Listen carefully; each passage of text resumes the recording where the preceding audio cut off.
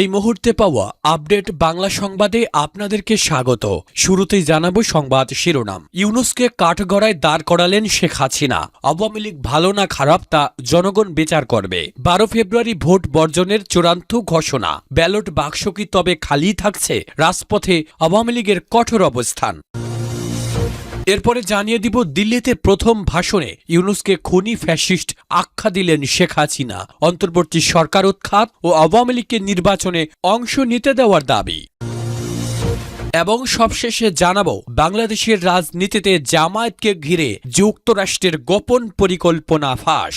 Washington পোস্টের অনুসন্ধানী প্রতিবেদনে রাজনৈতিক মহলে তোলপাড়। শুনছিলেন সংবাদ শিরোনাম, এবারে জানিয়ে দিব বিস্তারিত। জনগণই ক্ষমতার উৎস, এই দুর্বল সত্যকে সামনে রেখে ভারত থেকে গর্জে উঠেছেন জননেত্রী শেখ হাসিনা। তিনি সরাসরি ডক্টর ইউনূসকে উদ্দেশ্য করে বলেছেন, আওয়ামী লীগ ভালো দল নাকি খারাপ দল সেই সার্টিফিকেট দেওয়ার অধিকার কোনো অনির্বাচিত ব্যক্তির নেই। এই রায় দেবে দেশের কোটি কোটি জনগণ। শেখ হাসিনা মনে করিয়ে দিয়েছেন যে ষড়যন্ত্র করে ক্ষমতা দখল করা সহজ, কিন্তু জনগণের ভালোবাসা আর রায় কেড়ে নেওয়া অসম্ভব। ডক্টর ইউনূস যখন আওয়ামী লীগকে মাঠের বাইরে রেখে একতরফা ভোটের নকশা করছেন, তখন শেখ হাসিনার এই হুঙ্কার কি তবে ক্ষমতার ভিত নাড়িয়ে দিল? 12 ফেব্রুয়ারি কি তবে ভোটার শূন্য বুথ দেখবে বাংলাদেশ? শেখ হাসিনা আজ দেশবাসীর প্রতি স্পষ্ট আহ্বান জানিয়েছেন, কেউ ভোট দিতে যাবেন না। এই নির্বাচন আপনাদের অধিকার রক্ষার জন্য নয়, বরং আপনাদের ভোটাধিকার হরণ করার জন্য। আওয়ামী লীগ সভানেত্রী এই ভোটকে রাষ্ট্রীয় প্রহসন এবং গণতন্ত্রের নামে তামাশা বলে অভিহিত করেছেন। তার মতে, যেখানে প্রকৃত জনমত প্রকাশের সুযোগ নেই, যেখানে 1300টি লুট হওয়া অস্ত্র উদ্ধার হয়নি, সেখানে ভোট দিতে যাওয়া মানেই এই অবৈধ শাসনকে সমর্থন করা। দেশবাসী কি তবে শেখ হাসিনার এই আহ্বানে সাড়া দিয়ে ভোট কেন্দ্রের দরজায় তালা লাগাবে? কেন এই ভোট বর্জনের ডাক? শেখ হাসিনা জানিয়েছেন, আওয়ামী লীগকে নিষিদ্ধ রেখে এবং রাজবন্দীদের জেলে রেখে কোনো নির্বাচন সুষ্ঠু হতে পারে না। তিনি তৃণমূলের নেতাকর্মীদের নির্দেশ দিয়েছেন শান্তিপূর্ণভাবে এই প্রহসনের নির্বাচন বর্জন করতে এবং জনমত গড়ে তুলতে। একদিকে ইউনূস সরকারের হ্যাঁ না ভোটের নাটক, অন্যদিকে আওয়ামী লীগের ভোট বর্জনের ঘোষণা। এই দুই মেরুর লড়াইয়ে 12 ফেব্রুয়ারি কি তবে এক রক্তক্ষয়ী সংঘাতের সাক্ষী হবে? ব্যালট বাক্স যখন শূন্য থাকবে, তখন বিশ্ববাসীর কাছে এই নির্বাচনের কি বৈধতা থাকবে? আপনি কি মনে করেন শেখ হাসিনার ভোট বর্জনের ডাক সফল হবে?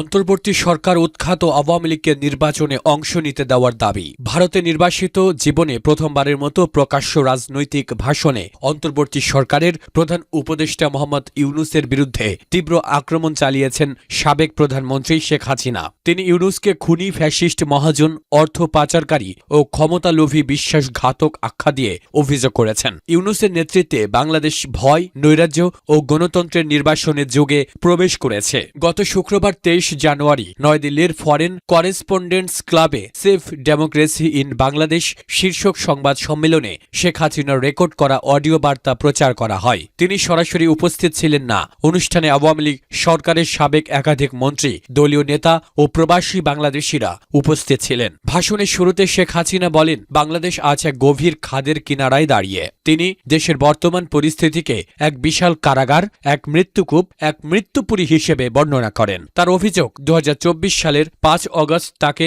একটি পরিকল্পিত ষড়যন্ত্রের মাধ্যমে ক্ষমতাচ্যুত করা হয়েছে এবং সেই দিন থেকেই দেশ ভয়াবহ সন্ত্রাসের যুগে প্রবেশ করেছে। গণতন্ত্র এখন নির্বাসনে। তিনি দাবি করেন, মানবাধিকার ধুলায় পদদলিত, সংবাদ মাধ্যমের স্বাধীনতা ধ্বংস, নারী ও সংখ্যালঘুদের বিরুদ্ধে সহিংসতা নির্বিঘ্নে চলতে দেওয়া হচ্ছে। রাজধানী থেকে গ্রাম পর্যন্ত গণপিটুনি, লুটপাট ও চাঁদাবাজি ছড়িয়ে পড়েছে বলে অভিযোগ করে তিনি বলেন, জীবন ও সম্পত্তির কোনো নিরাপত্তা নেই, আইন শৃঙ্খলা সম্পূর্ণ ভেঙে পড়েছে। শেখ হাসিনার অভিযোগ, ইউনূস বিদেশি স্বার্থের কাছে দেশের ভূমি ও সম্পদ বিক্রি করে বাংলাদেশকে বহুজাতিক সংঘাতের অগ্নিকুণ্ডের দিকে ঠেলে দিচ্ছেন। তার ভাষায়, দেশের সঙ্গে বিশ্বাসঘাতকতা করে খুনি ফ্যাসিস্ট ইউনূস সরকার আমাদের প্রিয় মাতৃভূমিকে বিপর্যয়ের দিকে ঠেলে দিচ্ছে।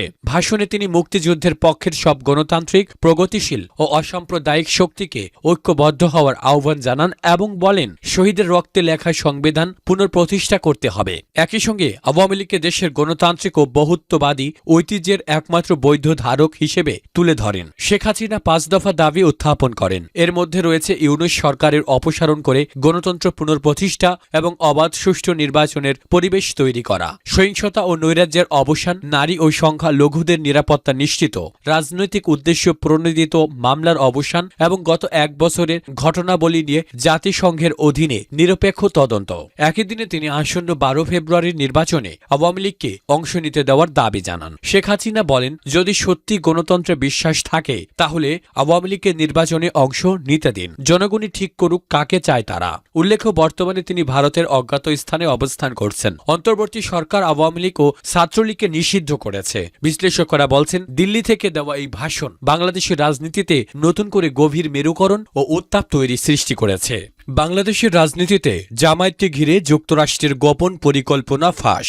জুলাই আন্দোলনের পর বাংলাদেশের রাজনৈতিক রূপান্তর এবং জামায়াতে ইসলামীকে ঘিরে যুক্তরাষ্ট্রের কূটনৈতিক তৎপরতা নিয়ে ওয়াশিংটন পোস্টের একটি অনুসন্ধানী প্রতিবেদন বাংলাদেশের রাজনীতিতে তীব্র আলোড়ন সৃষ্টি করেছে।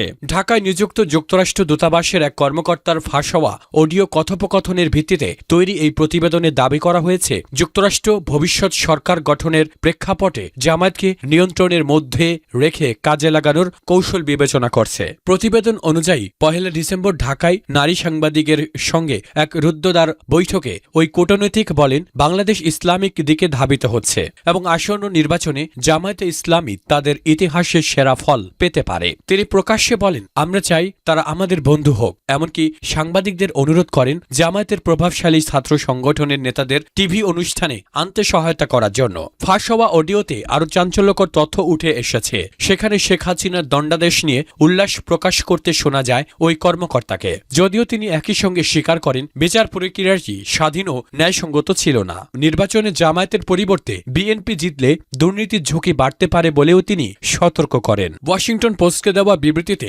ঢাকার যুক্তরাষ্ট্র দূতাবাস দাবি করেছে, এটি ছিল নিয়মিত অফ দ্য রেকর্ড আলোচনা এবং যুক্তরাষ্ট্র কোনো দলকে বিশেষ সুবিধা দিচ্ছে না। তবে বিশ্লেষকদের মতে এই অডিও ও প্রতিবেদন যুক্তরাষ্ট্রের নিরপেক্ষতার দাবি প্রশ্নের মুখে ফেলেছে। প্রতিবেদনে আরও দাবি করা হয়, যুক্তরাষ্ট্রের কূটনীতিকরা আশ্বস্ত যে প্রয়োজনে অর্থনৈতিক চাপ প্রয়োগ করে জামায়াতকে নিয়ন্ত্রণে রাখা যাবে। ফাঁস হওয়া কথোপকথনে হুমকির সুরে বলা হয়, শরিয়াহ আইন বা নারীদের কর্মসংস্থানে বিধিনিষেধ আরোপ করলে যুক্তরাষ্ট্র বাংলাদেশের পোশাক খাতে শুল্ক আরোপ করতে পারে, যা অর্থনীতিকে ধসিয়ে দেবে।